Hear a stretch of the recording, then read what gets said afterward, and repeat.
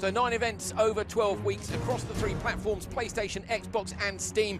A weekly winner, so basically the fastest person on any of the challenges, that's Rally or Rallycross, goes straight through. And then in fact behind them, so you get 3 weekly winners, behind them you get the top 3 in terms of cumulative times. So that would be the cumulative lap times or stage times, whether it's Rallycross or Rally. On to the quarterfinals. We are on the 2nd of the quarterfinals, look, on the 31st of October. Halloween, isn't it, I think? Yeah. But I hope nothing spooky happens today in the quarters. You just never know, do you? The old surprises on stages. Maybe we've snuck something silly in there like a pumpkin. So you make it through to the semi-finals in December. We've got one more set of quarterfinals, then the semi-finals, and then the grand final, scheduled to take place at the Autosport Show in January 2021. My first rally car, my first 3 rally cars were yellow. So I had yellow on my first one, a Vauxhall Nova. Second, there was red and yellow. Mine was a Nova as well. Yeah, yes. No one can see, but we've just... Oh, off! And off, on board, off there. And that's going to be a lot of lost time. John, that was that section we were talking about. It's the 5 that tightens ever so slightly. Yeah, it just tightens at the end of the corner on the exit, and you need to hold in, keep your line, not to go wide and hit the rock face like you just did. That's gutting though, so you can see straight away dropping back off the back of the pack. It's a later session, so that's why these shows are on at the time they're on. So basically what we're trying to do here by being in the afternoon in the UK, yes, big cut left, is to catch as many time zones as we can. So we're trying to keep it fair, don't we, John? We don't really want someone up at 3 in the morning. And I say, if in Japan it's 11 o'clock at night, fair enough, nearly midnight. In the States, it will be early in the morning, so we're trying to catch as many... Geared very low, like you were saying. And gives it another gear there. So I think... I reckon maybe top is really long then. It's very long, so he has to run each gear out a bit longer. Yeah, so this section of stage is so fast that you would want a lot of top speed, but as me and John trying to figure out the tactics of these guys, potentially they're running... How many gears in the R5 5 gears. So they're running the first 4 gears low and then an extra long 5, so you wouldn't want to take 5 if you're on the limit because it'll unbalance the car in the middle of a corner. Yeah, so you want to take 5 as late as you can because it is so long. So you're just revving each gear as much as you can. That's a tricky section. I've hit the rocks on the outside there so many times. So we're just... So what driving view do you use? This is one that, if I'm on board at the moment, this is my preferred view. I think this is probably the fastest for esports and probably the most popular is on the bonnet. Why?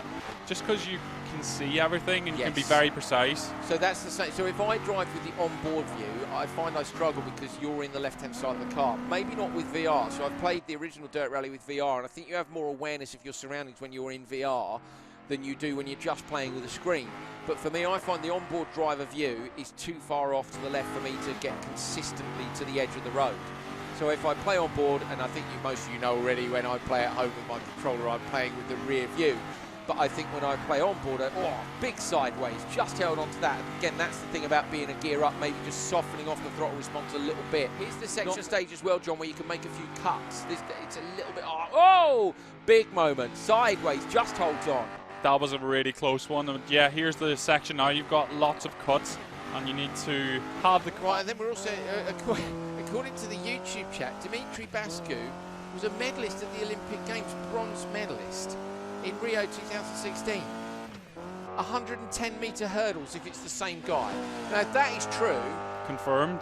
Well, really? If that's true, then... That's crazy. I want him, that's it now, he gets my foot. Is that true? We're getting a thumb... Okay, we think that the 110-metre bronze medalist for the Olympic Games, and now we get messages that he's literally insane. If that's the case, this is the stuff I need to know. We've got a superstar here. That's amazing. The dude's an Olympic medalist. Now, we keep talking about how... Do you remember last time out? In fact, it was in the highlights earlier. I was like, well, yeah, 8 hours a day, that compares to an Olympic medalist. Dimitri Bascu, he's banging it out in the Olympics and in esports. That's amazing. That's a proper dude. Luca Giacomin goes through with Simon Van Sevenant. Van Sevenant. Simon, apologies. We'll get there. Don't worry. We'll get there. We get the names right by the semi-finals. That's a promise. So only 2.5 seconds back for Jonathan Calvo Gonzalez. And that Calvo, in fact, was the one who won that last stage by nearly 3 seconds. So very nearly pulled himself back into contention. Dan Johansson misses out.